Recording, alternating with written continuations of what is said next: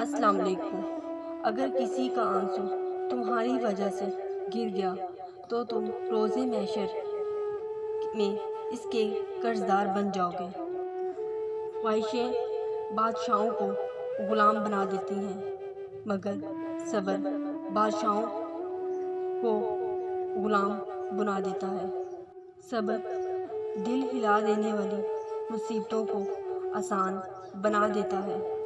صبر کی دو صورتیں ہیں، جو ناپسند ہو اسے برداشت کرنا اور جو پسند ہو اس کا انتظار کرنا۔ زندگی کی محفل میں جب صبر آتا ہے تو بے شمار گناہ اٹھ کر چلے جاتے ہیں۔ وقت نے کہا کاش تھوڑا اور صبر ہوتا، صبر نے کہا کاش تھوڑا اور وقت ہوتا۔ وہ رب آٹیں بھی سنتا ہے اور پکار بھی، بس وہ ہمارا صبر آزماتا ہے۔ عمدہ صبر وہ ہے جس میں شکایت نہ ہو۔ پھر یوں ہوا کہ صبر کی انگلی پکڑ کر ہم اتنا چلے کہ راستے حیران رہ گئے۔ صبر ایک ایسی سواری ہے جو اپنے سوار کو گرنے نہیں دیتی، نہ کسی کے قدموں میں، نہ کسی کی نظروں میں۔ صبر آ جائے پھر کچھ بھی کھو جائے تکلیف نہیں ہوتی۔